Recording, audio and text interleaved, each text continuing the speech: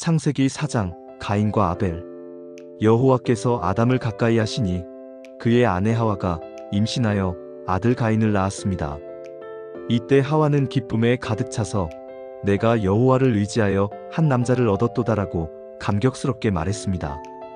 가인이라는 이름은 얻다 또는 획득하다라는 의미를 담고 있으며 이는 인류 최초의 출생과 함께 하나님의 은혜로운 개입을 상징합니다. 얼마 후 그녀는 다시 가인의 아우인 아벨을 낳았습니다. 두 형제는 각기 다른 직업을 가졌습니다. 아벨은 양떼를 돌보는 목자가 되었고 가인은 땀 흘려 땅을 갈고 씨앗을 뿌리는 농부가 되었습니다. 이들의 직업은 당시 인류의 기본적인 생활 방식을 보여주며 후에 있을 사건의 배경이 됩니다.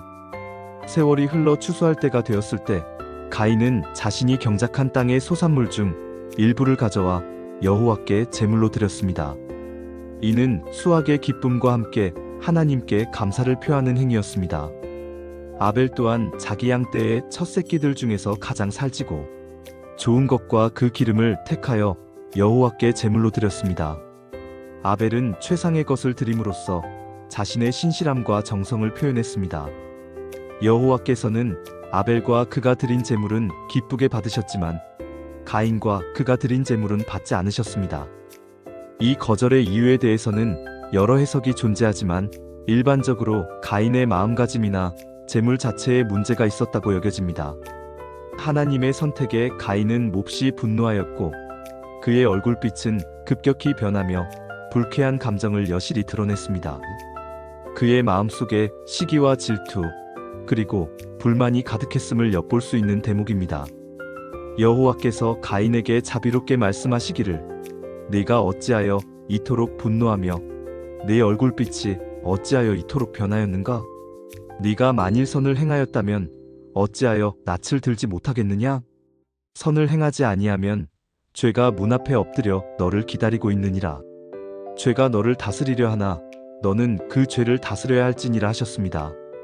하나님께서는 가인에게 경고하시며 스스로 죄를 극복할 수 있는 기회를 주셨습니다. 그러나 가인은 이 경고를 무시하고 그의 아우 아벨에게 우리들로 나가자고 말했습니다. 그들이 함께 들판에 나갔을 때 가인은 격분한 마음을 이기지 못하고 그의 아우 아벨을 잔인하게 쳐 죽였습니다. 이 사건은 인류 최초의 살인으로 죄의 파괴적인 결과를 적나라하게 보여줍니다. 살인 사건 후 여호와께서 가인에게 나타나 말씀하시기를 내 아우 아벨이 어디 있느냐? 하시니 가인은 거짓말로 대답하기를 내가 알지 못하나이다. 내가 내 아우를 지키는 자입니까? 하며 자신의 죄를 숨기려 했습니다. 그러나 하나님은 모든 것을 알고 계셨습니다. 여호와께서 엄숙하게 말씀하시기를 네가 도대체 무슨 짓을 하였느냐? 내 아우에 흘려진 피가 땅에서부터 마치 목소리처럼 내게 호소하고 있느니라. 이제 네가 땅에서 저주를 받을 것이다.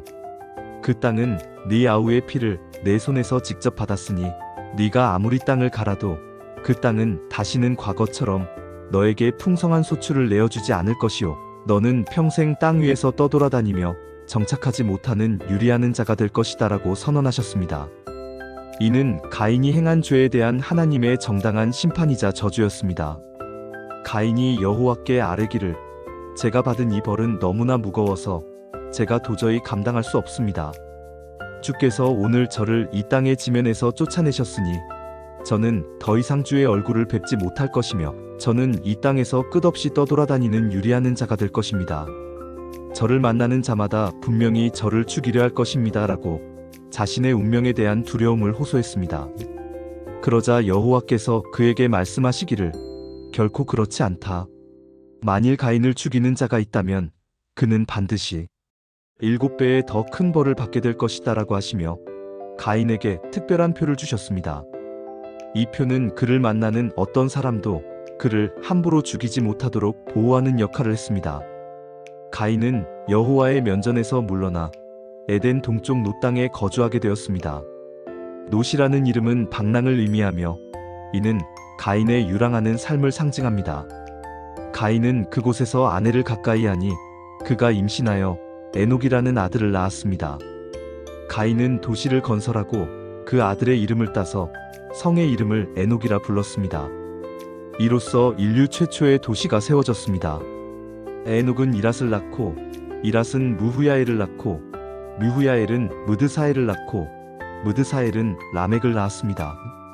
가인의 후손들은 점차 문명을 발전시키고 다양한 기술을 습득했습니다. 라멕은 2명의 아내를 맞이했는데 한 아내의 이름은 아다였고 다른 아내의 이름은 실라였습니다. 이는 일부다 처제의 시작을 알리는 것으로 가인의 계보를 통한 인간 사회의 도덕적 타락을 암시합니다. 아다는 야발이라는 아들을 낳았는데 야발은 이동식 장막에 거주하며 가축을 치는 모든 유목민의 조상이 되었습니다. 그의 아우의 이름은 유발이었으니 그는 아름다운 음악을 연주하는 수금과 퉁소 등 모든 악기 연주자의 조상이 되었습니다. 실라도 두발가인이라는 아들을 낳았는데 두발가인은 구리와 철과 같은 금속을 다루어 여러 가지 날카로운 기구와 도구를 만드는 자였습니다. 즉, 그는 대장장이의 조상이었습니다. 두발가인의 누이는 나아마였습니다. 라멕은 자신의 두 아내인 아다와 실라에게 오만하고 거만한 태도로 말하기를 아다와 실라여, 내 소리를 자세히 들으라. 라멕의 아내들이여, 내 말에 귀 기울이라. 내가 나를 상하게 한 자를 죽였고 나에게 상처를 입힌 젊은이를 죽였으니 가인을 위한 복수는 7배에 불과했지만 나 라멕을 위한 복수는 무려 77배가 될 것이다 라고 호언장담했습니다. 이 라멕의 말은 가인의 살인 이후 죄악이 얼마나 심각하게 확산되었으며 인간의 폭력성이 얼마나 극대화되었는지를 보여주는 충격적인 증거입니다. 복수의 개념이 확대되고 인간 생명의 가치가 경시되는 암울한 시대상을 반영하고 있습니다. 한편 아담은 다시 그의 아내 하와를 가까이 하였습니다. 하와는 임신하여 아들을 낳고 그의 이름을 셋이라 하였습니다. 그녀는 하나님이 가인에게 죽임을 당한 아벨 대신에 나에게 또 다른 씨앗, 즉 다른 아들을 주셨다라고 말하며 희망을 표현했습니다. 셋이라는 이름은 두다, 정하다라는 뜻으로 아벨의 죽음으로 끊어졌던 위로운 계보를 잇는다는 의미를 담고 있습니다. 셋 또한 성장하여 아들을 낳았는데 그의 이름을 에노스라 하였습니다. 에노스라는 이름은 연약한 인간 또는 필멸자라는 뜻으로 인간의 유한성을 상기시키는 이름입니다. 바로 그때부터 사람들은 비로소 여호와의 이름을 부르며 하나님을 예배하기 시작했습니다. 이는 인류가 죄악으로 물들어가는 와중에도 하나님을 찾고 의지하려는 신앙의 씨앗이 심어졌음을 의미하는 중요한 전환점이었습니다. 셋의 계보를 통해 의로운 자손들이 이어질 희망이 제시되었습니다. 창세기 5장 아담의 계보. 이것은 인류의 조상인 아담의 후손들의 계보를 상세히 기록한 책입니다. 이 계보는 하나님의 창조 사역과 인간의 역사를 연결하는 중요한 고리 역할을 합니다. 하나님께서 사람을 창조하실 때에는 당신의 고귀한 형상대로 창조하셨습니다. 즉, 인간은 하나님의 지혜와 사랑, 정의와 같은 속성들을 반영하도록 지어졌습니다. 남자와 여자를 창조하시고 그들이 창조되던 바로 그날의 하나님은 그들에게 충만한 복을 주시며 그들의 존재 자체를 사람이라고 일컬으셨습니다. 이는 인간이 하나님의 특별한 피조물임을 강조합니다. 아담은 130세가 되었을 때 자기 자신의 모양과 형상을 그대로 닮은 아들을 낳았습니다. 그는 아들의 이름을 셋이라 하였습니다. 셋은 아벨을 대신하여 의로운 계보를 잇는 중요한 인물이 됩니다. 셋을 낳은 후 아담은 800년이라는 긴 세월을 더 살면서 그동안 수많은 아들들과 딸들을 낳았습니다. 그의 전체 생애는 930세에 이르렀고 그는 결국 세상을 떠나 죽음을 맞이했습니다. 아담의 죽음은 인류에게 죄로 인해 들어온 죽음의 현실을 분명히 보여줍니다. 셋은 105세가 되었을 때 에노스라는 아들을 낳았습니다. 에노스를 낳은 후 셋은 807년을 더 살았으며 이 기간 동안에도 많은 아들들과 딸들을 낳았습니다. 그의 총 생애는 912세였고 그 역시 죽었습니다. 에노스는 90세가 되었을 때 게난이라는 아들을 낳았습니다. 게난을 낳은 후 에노스는 815년을 더 살면서 아들, 딸을 낳았습니다. 그의 총 생애는 905세였고 그 역시 죽었습니다. 게나는 70세에 마할랄렐이라는 아들을 낳았습니다. 마할랄렐을 낳은 후 게나는 840년을 더 살면서 아들, 딸을 낳았습니다. 그의 총 생애는 910세였고 그 역시 죽었습니다. 마할랄렐은 65세에 야렛이라는 아들을 낳았습니다. 야렛을 낳은 후 마할랄렐은 830년을 더 살면서 아들, 딸을 낳았습니다. 그의 총 생애는 895세였고 그 역시 죽었습니다. 야렛은 162세에 에녹이라는 아들을 낳았습니다. 에녹을 낳은 후 야렛은 800년을 더 살면서 아들, 딸을 낳았습니다. 그의 총 생애는 962세였고 그 역시 죽었습니다. 이제 특별한 인물 에녹에 대한 기록입니다. 에녹은 65세에 무두셀라라는 아들을 낳았습니다. 무두셀라를 낳은 후 에녹은 300년이라는 긴 시간 동안 하나님과 밀접하게 동행하며 살았습니다. 이 기간 동안 그는 또한 다른 아들들과 딸들을 낳았습니다. 그의 총 생애는 365세였습니다. 에녹은 다른 인물들과는 달리 죽음을 경험하지 않았습니다. 에녹이 하나님과 동행하더니 하나님이 그를 특별하게 데려가셨으므로 그는 더 이상 이 세상에 존재하지 아니하였습니다. 이 구절은 에녹이 죽음을 보지 않고 하늘로 옮겨졌음을 의미하며 그의 경건한 삶에 대한 하나님의 특별한 보상이었습니다. 무두셀라는 187세에 라멕이라는 아들을 낳았습니다. 라멕을 낳은 후 무두셀라는 782년을 더 살면서 아들, 딸을 낳았습니다. 그의 총 생애는 놀랍게도 969세였습니다. 무두셀라는 성경에 기록된 인물 중 가장 오래 산 사람입니다. 그의 이름은 창 던지는 자 또는 그가 죽으면 보내진다라는 의미로 해석되기도 하며 실제로 그가 죽은 해에 대홍수가 시작되었다고 전해집니다. 라멕은 182세가 되었을 때 아들을 낳았습니다. 그는 아들의 이름을 노아라 하였습니다. 라멕은 노아의 탄생을 통해 희망을 보았는지 이 아들이 여호와께서 저주하신 이 땅으로 말미암아 우리가 겪는 고통스러운 수고와 슬픔을 위로해 줄 것이다라고 예언적인 말을 했습니다. 이 예언은 노아가 홍수 이후 새로운 시대를 여는 중요한 인물이 될 것을 암시합니다. 노아를 낳은 후 라멕은 595년을 더 살면서 아들, 딸을 낳았습니다. 그의 총 생애는 777세였고 그 역시 죽었습니다. 노아는 500세가 되었을 때 3명의 아들을 낳았습니다. 그들의 이름은 셈과 함과 야벳입니다. 이 세 아들은 대홍수 이후 인류의 새로운 조상이 됩니다. 이 계보는 아담부터 노아까지의 족보를 통해 인류의 역사를 이어가며 점차 증가하는 죄악 속에서도 의로운 계보가 끊어지지 않고 이어지고 있음을 보여줍니다. 창세기 6장 사람의 죄악과 노아, 사람이 땅 위에서 점차 번성하기 시작하고 그들에게 딸들이 태어났을 때 세상은 새로운 국면을 맞이하게 됩니다. 그때 하나님의 아들들이라는 존재들이 사람의 딸들이 매우 아름다운 것을 보고 자신들이 마음에 드는 모든 여자들을 아내로 삼기 시작했습니다. 이 하나님의 아들들이 누구인가에 대해서는 여러 해석이 분분합니다.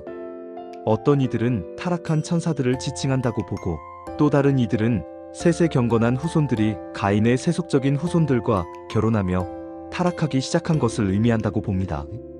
어떠한 해석이든 이들의 결합은 영적인 것과 세속적인 것의 부적절한 혼합을 상징하며 인간 사회에 깊은 영적 타락을 가져왔습니다.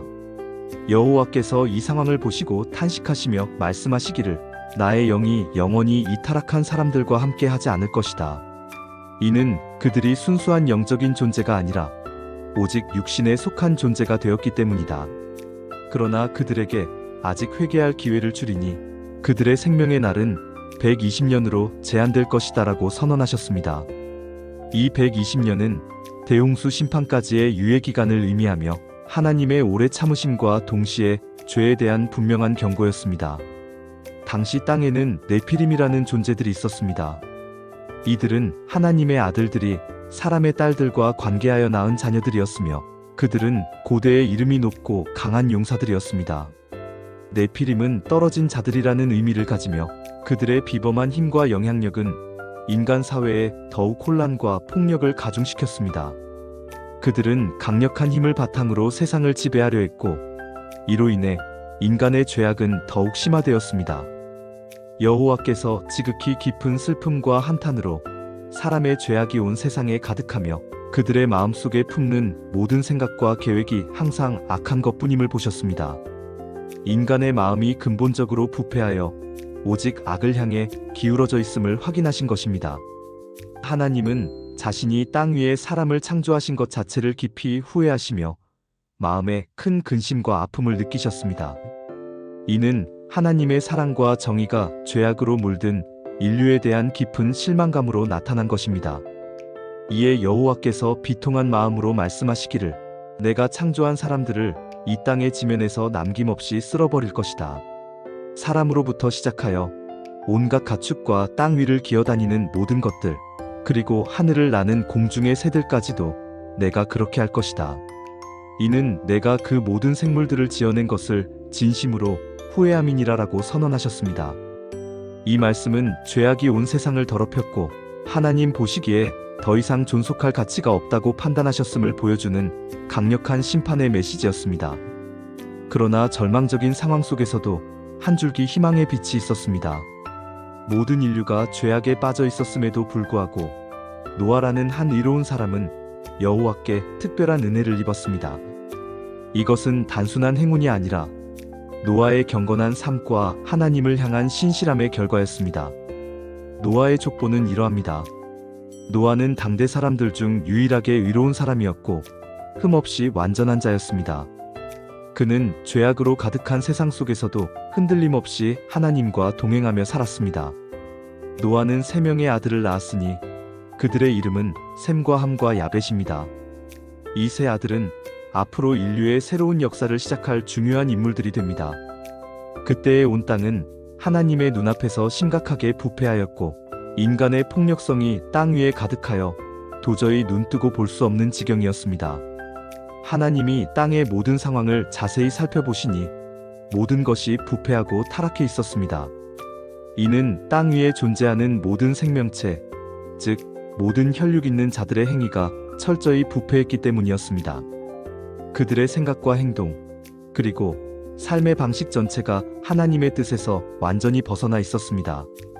하나님이 노아에게 엄중하게 말씀하시기를 모든 혈육 있는 자들의 끝이 내 앞에 이르렀다. 그들의 죄악이 너무나 커서 내가 더 이상 참을 수 없다. 이는 이 땅이 그들로 말미암아 끊임없이 폭력으로 가득 채워졌기 때문이다.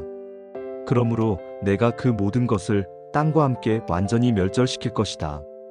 이 말씀은 하나님의 공의로운 심판이 임박했음을 알리는 선포였습니다.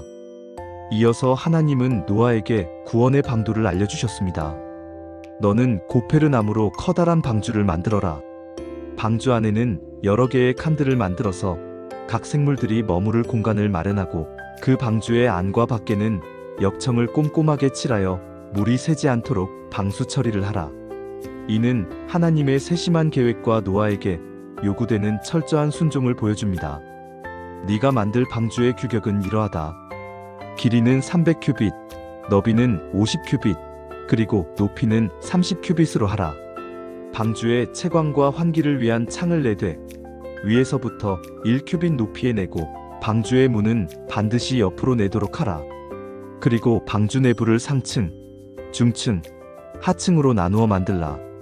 하나님께서는 방주의 설계에 대해 매우 구체적이고 정밀한 지시를 내리셨습니다. 이는 방주가 단순한 배가 아니라 하나님의 구원 계획을 위한 특별한 목적을 가진 구조물임을 나타냅니다. 보아라, 내가 직접 땅 위에 대홍수를 일으켜 하늘 아래에 존재하는 모든 혈육 있는 생물을 남김없이 멸할 것이다. 땅 위에 호흡하며 살아가는 모든 것이 다 죽을 것이다. 이 경고는 하나님의 심판이 얼마나 전면적이고 철저할 것인지를 다시 한번 강조했습니다. 그러나 하나님은 동시에 희망의 언약을 제시하셨습니다. 그러나 너와는 내가 특별히 나의 언약을 세울 것이다. 그러므로 너는 네 아들들과 네 아내, 그리고 네 며느리들과 함께 방주 안으로 들어가라. 너와 네 가족은 심판에서 구원받을 것이다. 그리고 모든 생물, 곧 모든 혈육 있는 것 중에서 각 종류대로 암수 한 쌍씩을 방주 안으로 이끌어들여 너와 함께 생명을 보존하게 하라. 하늘을 나는 새 종류대로, 땅 위의 가축 종류대로, 그리고 땅 위를 기어다니는 모든 것 종류대로 각기 암수 한 쌍씩이 내게로 올 것이다. 그들을 방주에 들여보내어 생명을 보존하게 하라. 하나님은 모든 생명의 보존을 위한 계획까지 세우셨습니다. 너는 또한 모든 종류의 먹을 식량을 내게로 가져와서 내게로 충분히 모으라. 그것이 너와 방주 안에 있는 모든 생물들의 양식이 될 것이다. 식량 준비 역시 중요한 과업이었습니다. 노아는 하나님의 이 모든 명령을 한치의 오차도 없이 그대로 다 행하였습니다. 그는 하나님의 말씀을 전적으로 신뢰하고 순종했습니다. 노아의 순종은 그와 그의 가족, 그리고 모든 생명체가 구원받을 수 있는 유일한 길이었습니다. 그의 행위는 믿음의 본보기가 되었고, 다가올 대홍수 심판 속에서 하나님의 구원 계획이 어떻게 이루어질지를 명확하게 보여주었습니다.